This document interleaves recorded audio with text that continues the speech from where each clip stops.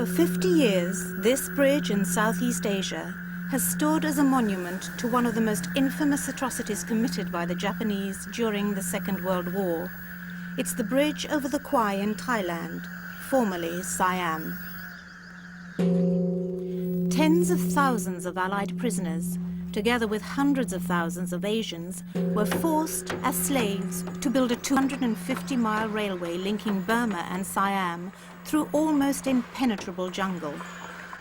Routinely starved and beaten by their captors, an estimated 250,000 perished. The men responsible were the Kempai, the feared Japanese military police. It was they who tortured 23-year-old British officer Eric Lomax. It is just not possible to visualize the process of being deliberately drowned by being strapped down to a bench and being subjected to a flow of water. You can't really move, you can't do anything to protect yourself. It's just a form of extremely unpleasant and deliberate drowning. One man was not among the Kempai when they were rounded up at the end of the war. The Japanese interpreter who helped interrogate Eric. Yet Eric never forgot his face. For 50 years, he's been searching for him. Now, former mortal enemies are to come face to face again at the spot where the horror unfolded half a century ago. The bridge over the River Kwai.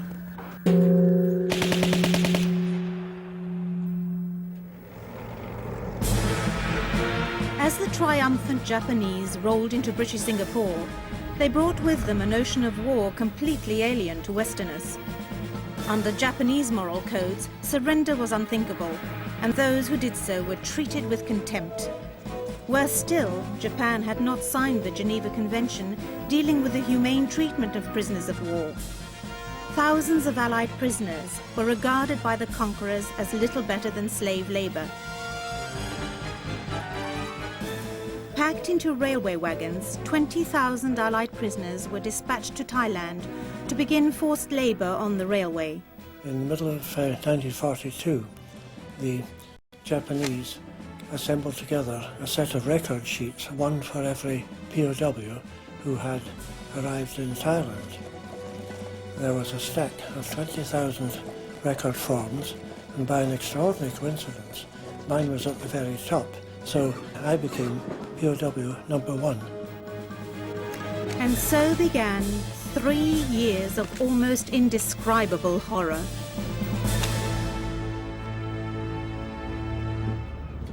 "50 years later, Eric struggles still with the mental legacy of his torture. My own personal experience has been one of an extraordinarily strong opposition to filling up forms and providing information. One can identify sleeplessness as one of the principal problems. A combination of sleeplessness coupled with nightmares, flashbacks of various kinds even in the daytime. Now, I was tortured specifically because the Japanese wanted to extract information following the discovery of the radio sets and some maps and a lot of tools and equipment and other materials which we had.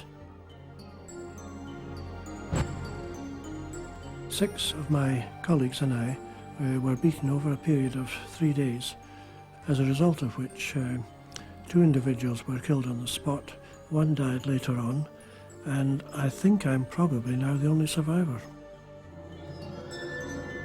A frequent punishment for people who displeased the Japanese was being made to stand to attention in the sun in units of 12 hours. That corresponded more or less to the hours of daylight, sometimes holding heavy weights in one's hand and sometimes holding poles at the extremity of one's arms. I got singled out for being very nearly drowned on one occasion. The victim is strapped to a wooden seat or a bench or something like that, back face upwards, so that he can't move. And then the hose pipe is just turned full on, and when the hose pipe full of water is poured over one's face and up one's nostrils and down one's throat. There's not much an individual can do about it except wait to be drowned. I was one of the lucky ones, I suppose. I survived. Most of the Japanese involved were tracked down. They were found in various parts of Southeast Asia. They were arrested, they were interrogated. Some of them were brought to Singapore, and a full-scale war crimes trial was held. I think 8 Japanese in all, were convicted, of whom 2 were duly executed, and the other 6 got quite substantial terms of imprisonment. 1 or 2 others quietly disappeared, and so far as I can discover, they took their own lives. Perhaps they were very wise in so doing. So most of them were rounded up. But the man who helped interrogate Eric, while others tortured him, was not one of them. The general public is totally unaware of perfectly ordinary-looking people walking about in the streets with difficult patterns of behaviour arising from having been deliberately tortured. In recent years, Eric has travelled regularly to London, looking in official records for clues to his interrogator's fate. He also became the first Second World War torture victim to join others from more recent conflicts in being treated at the capital's unique medical foundation for the care and treatment of victims of torture.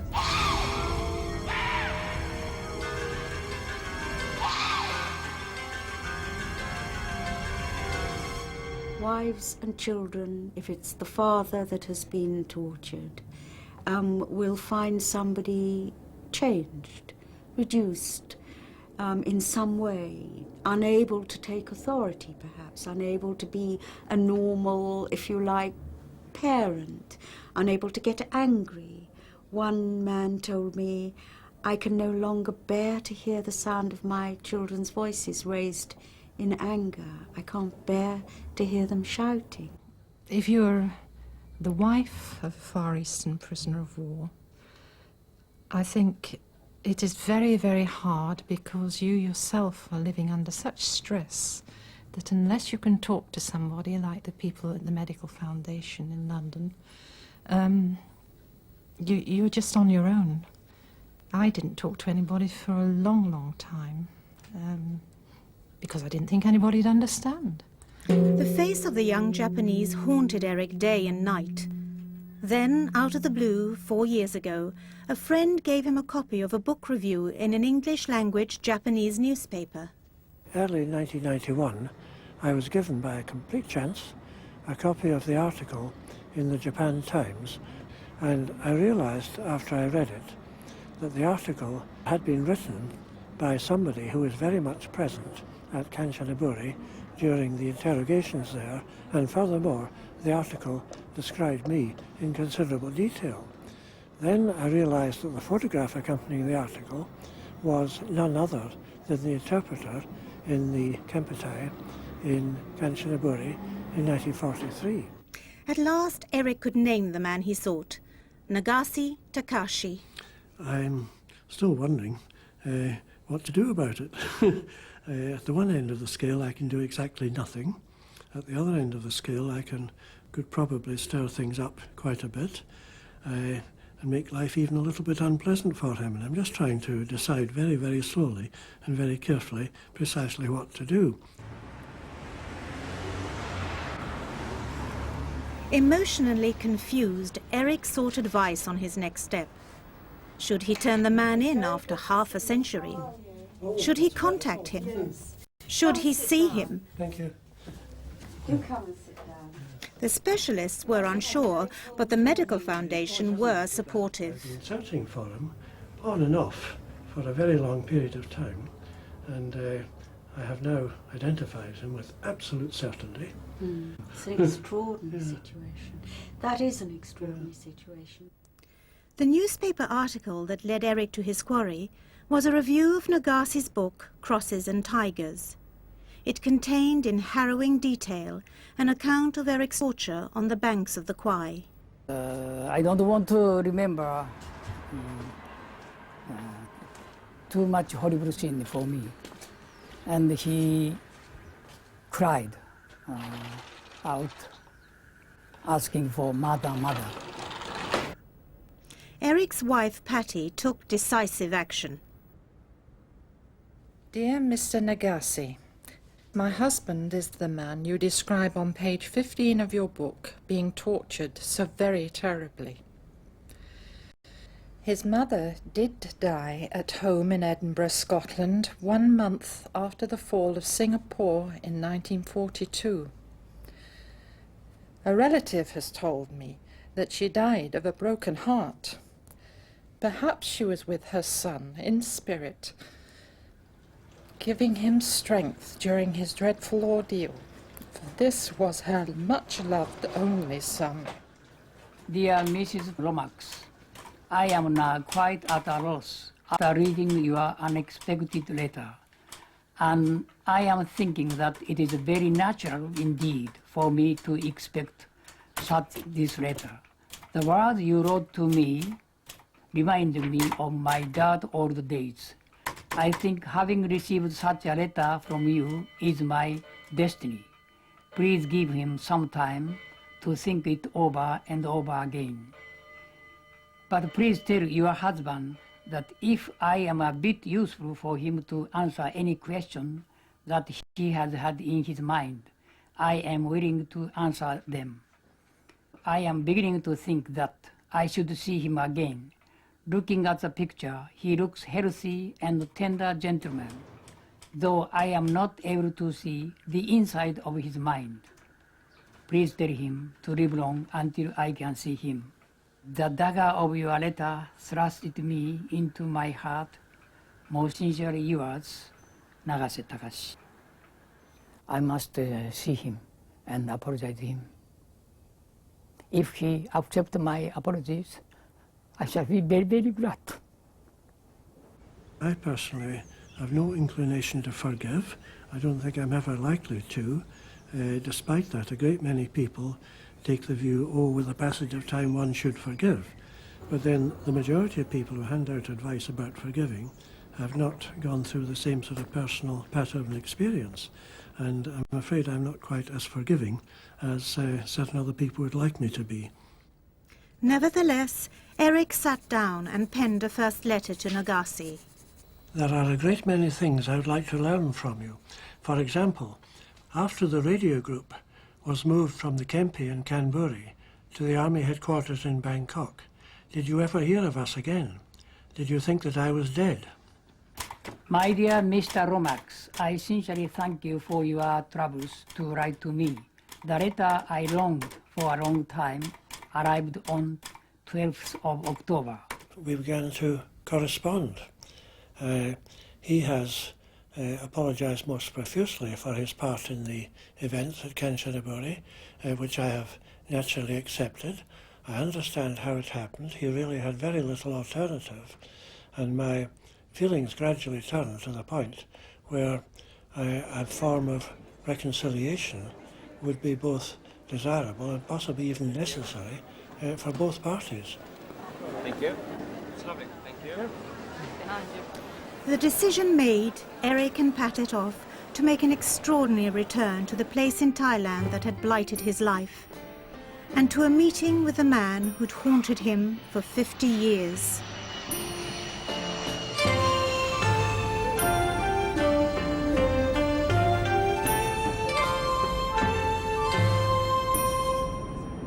My last transport in Bangkok was a Japanese army lorry which took us to the main railway station.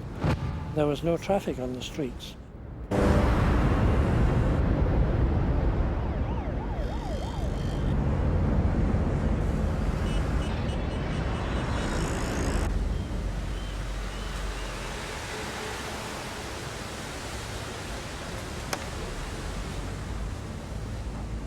My accommodation in 1943 was restricted to one night in a square prison cell and then 39 days in a cell attached to the Japanese Army headquarters, which is going from one extreme to the other.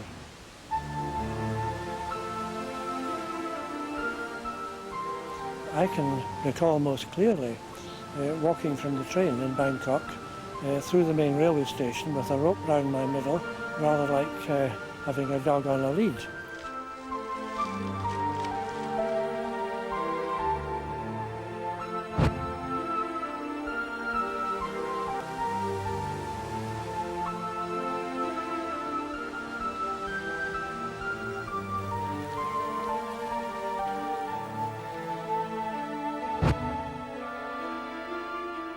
In his letters to Eric, Nagase revealed that since the war he devoted himself to Buddhism.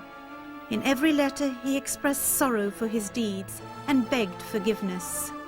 Why is it so important for him that I give him my forgiveness? If he is a Buddhist, you know, it's very important because in Buddhism, our Lord Buddha taught that whatever you do in your life, you always get it back.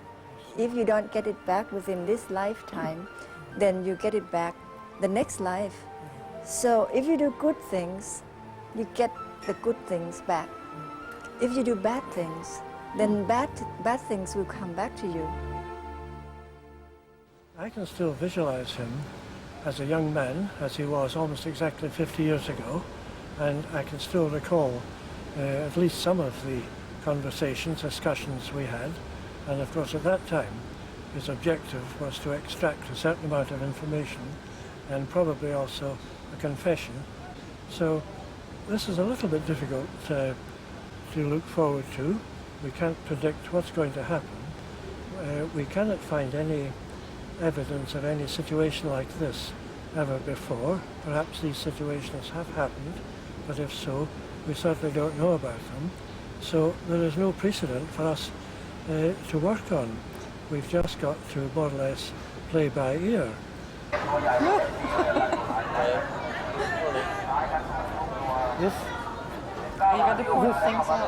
This used to be the terminus of the line to Singapore until the new bridge was built to connect the two halves of the Siamese railway system.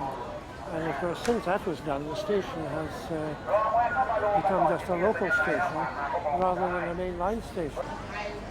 I've always been interested in railway history, and in subsequent years I've followed up the history of the Burma-Siam Railway, which, strange as it may seem, started off as a proposition from the members of the Manchester Chamber of Commerce in 1858, although it was never constructed until the Japanese took the matter in hand in the 1940s.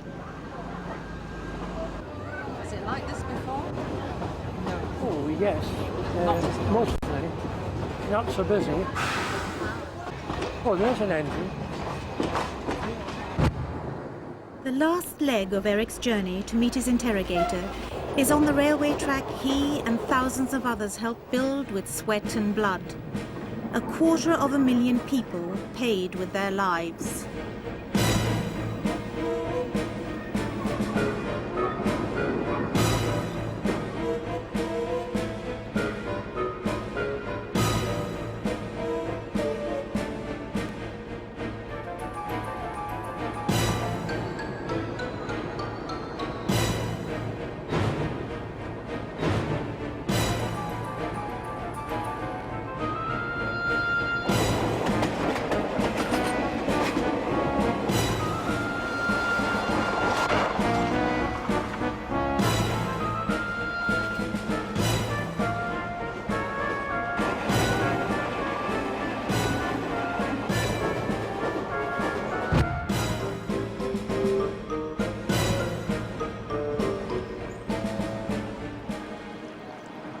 By the time of the completion of the railway in October 1943, the Japanese had put down about 250 miles of track, stretching from Nongpaduk, a few miles west of Bangkok, to the Bay of Bengal.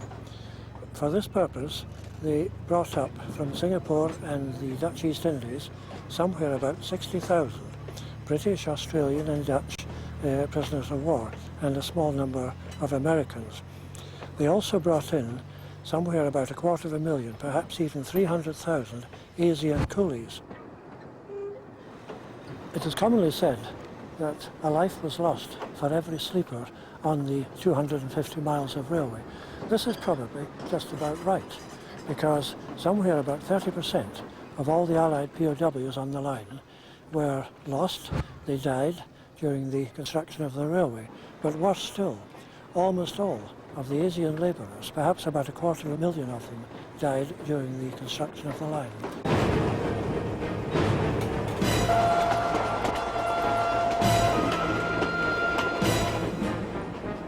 To take somebody who is undernourished, suffering from malnutrition, and then to make him stand in the sun and swing a sledgehammer is quite incredible.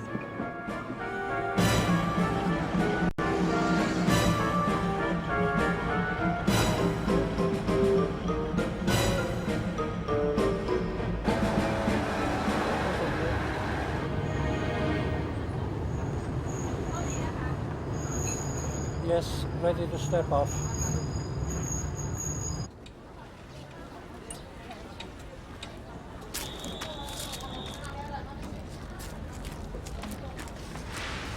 Well, this is unrecognised.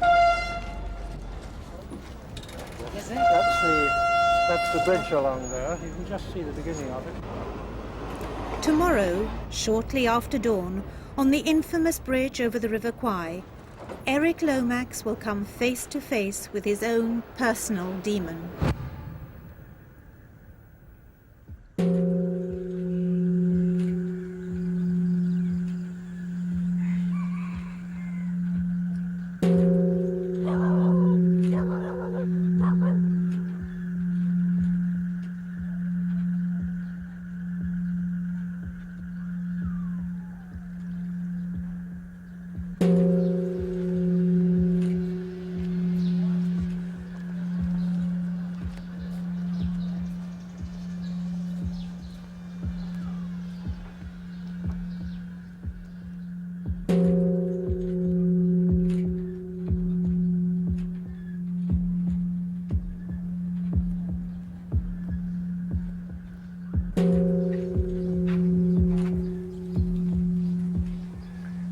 Ohayo gozaimasu, Nagase-san. Konnichiwa.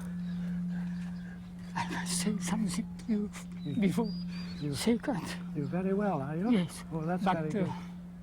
I'm very sorry. We had done very wrong thing for Well, you. that's kind of you to say so. That's You very must kind. suffer very, very much. Well, that's very kind of you to say so. Now come and have a seat out of the sun.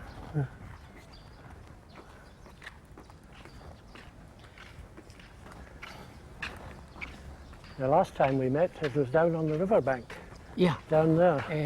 Have you been to that old house there? No, I'm hoping you'll. Okay, I'm I'll hoping guide you'll you. take me Yes, down yes. there. Come I'm and very have a- sorry. come I'm and have a wearing seat. my glasses. That's all because, right. Come and have a seat. Yeah.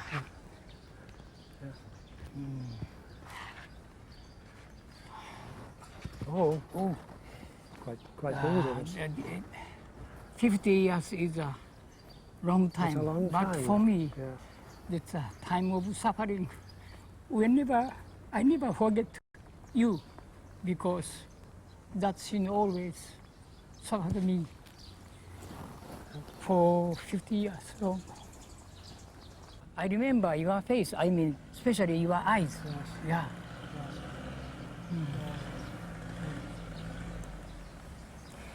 War is very bad thing. Yes. Yes. Excuse me. No, the last time Ah. we met was when you were putting us onto a truck to go to Banpong, to the station, Yes. to prison in Bangkok. Oh. And you saw us onto the truck, and I can remember your very last words to me. Can you remember what you said? I forgot. What did I say? You said, keep your chin up, which was very important. I see. May I touch your hand? Oh, yes. No, I mean, when you are tortured, being tortured, I measured your pulse, Yes, and yes. your heartbeat is very smooth. So Yes. I am very Well, much you relaxed. see, these are where the broken bones are. Yes, I remember. Yes. Very sorry. very sorry for you.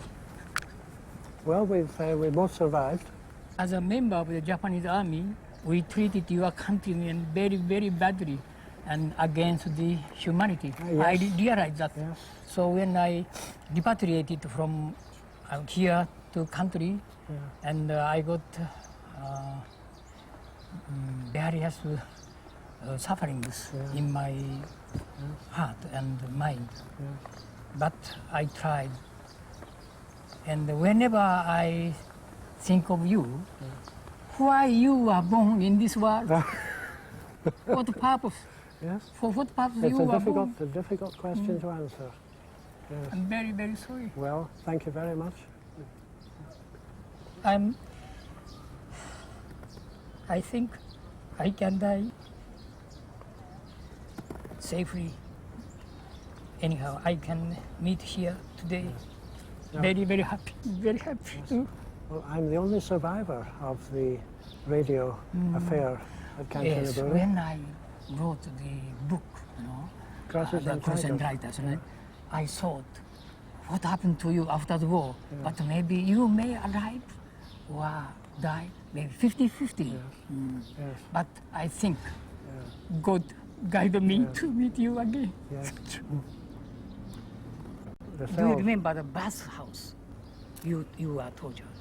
I remember the riverbank, Riverbank. yes, And the first, when I tortured you, because I was taken right onto the riverbank I see. in the open air with the water tap and the hose pipe. I remember the first time when we Kempe tortured you in the bathroom. Yeah. Yeah. You remember the big can of water? Yes, but the trouble is, I don't remember the entire affair because I went unconscious once or twice, perhaps even more than once or twice. And I have no idea how long that lasted. So I just don't know how long the Watching treatment you lasted. had the agony, it's very miserable for me. Patty Lomax was relieved when the meeting was over. We began this trip with some trepidation, I in particular, because he had been warned that anything could happen. Nobody really knew. It was such a unique venture. And he's really, apart from being tired and apart from being agitated at certain points, has sailed through it in a manner which I could never have envisaged before. I, from my nursing background, recognize in Nagase-san many of the symptoms that my husband has, or had before he had counselling. It's quite uncanny. It's almost like a mirror image. Well, you've never seen anything like this in your life before, have you? Many foreign people ask me, why didn't you object to obeying such order, If we resist instantly, I myself will be thrown into the monkey house in the military police. Then my family will be separated economically and mentally. And all of my family will be laughed at as the traitor's family. Nagase explained to Eric what had happened to him when Japan surrendered. First, he spent time in a hospital in Saigon, Vietnam, recuperating from a tropical disease. Then he'd been attached as an interpreter with the Allied War Graves Commission, travelling up and down the death railway, identifying the graves of the POWs. Nagase revealed how he'd been frightened and ashamed of what he'd done, and how the horror of what he'd seen had left an indelible mental scar on him. This, in turn, led to frequent illness. It was his faith in Buddhism that helped pull him through. Today, alongside the death railway in Kanchanaburi, stands a shrine dedicated to all those who lost their lives. It was built and paid for by Nagase.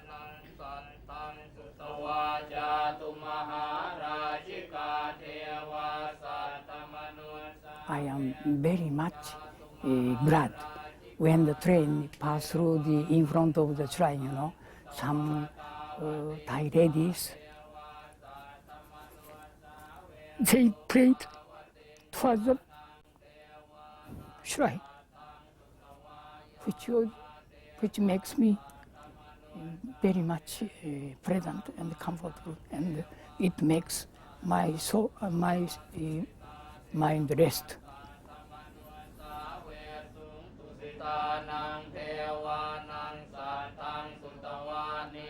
I closed my eyes so that I could hear the chanting more clearly without distraction. And after a while, I suddenly realized that I was seeing a rolling film, as though a television screen horizontal hold needed adjusting, very slowly moving upwards. And there were 6 different men's heads, mainly their faces, not looking at me straight on. Some of them were, but not all. Some were just slightly to the side, some to the right, some to the left. They were like a negative photograph, but a little bit stronger in the features, and the eyes most strong of all. And I had a very strong feeling myself that I must memorize what was happening, because if my husband could see them, he would recognize them.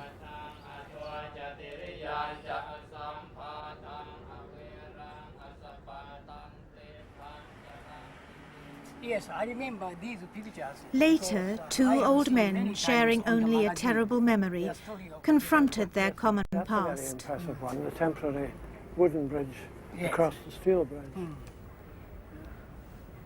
Have you seen the picture which I donated here? The stark paintings in this museum, including one detailing Eric's tortures, are mainly by a fellow prisoner on the Kwai, the late Leo Rawlings.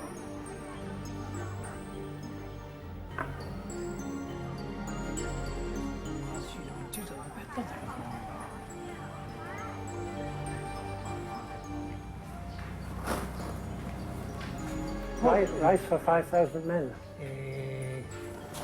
POW camp I saw. Yes. This I remember. Yeah. Oh, that's very interesting.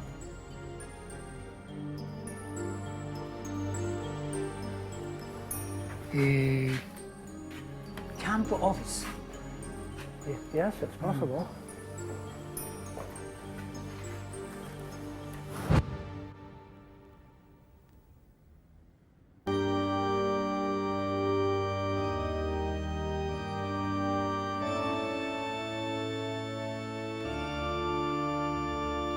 In one of the beautiful but huge Allied military cemeteries around the Kwai Bridge, the former enemies pay homage together.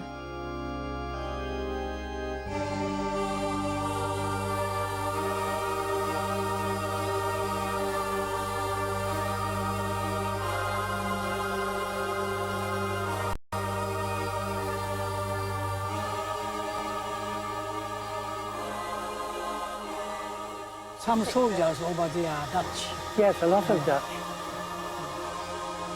Beautiful, beautifully kept. A royal signals.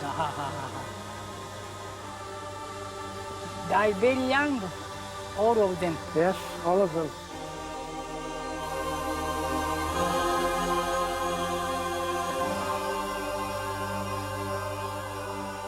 When I was stood in front of the cross in the very beautifully kept cemetery in front of the Kanchanaburi station, and I read the list, and I had got a very strange experience.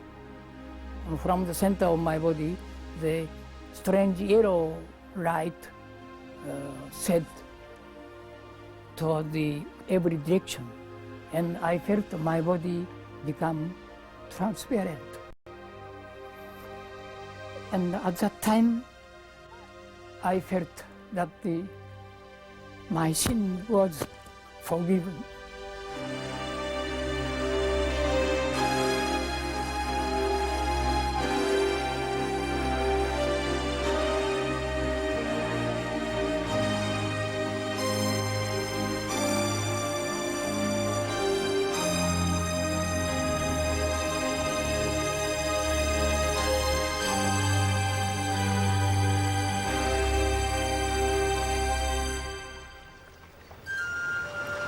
When Nagase had agreed to meet Eric in Thailand, he'd invited the couple to visit his home in Japan.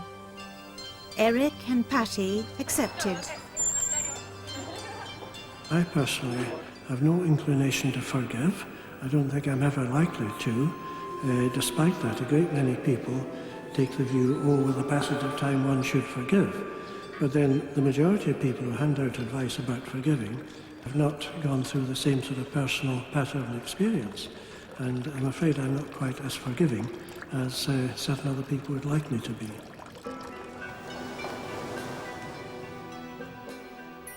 The Nagase family treated Eric and Patty as honoured guests.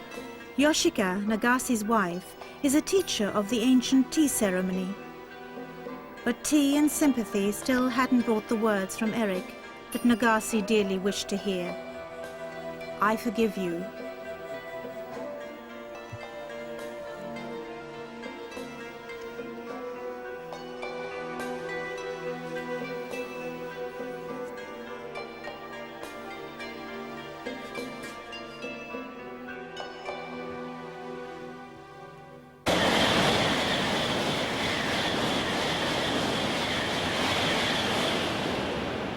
It was before setting off on a journey on one of Eric's beloved trains that he finally handed Nagase a short, private, handwritten note. At the time, he shared the contents only with Patty.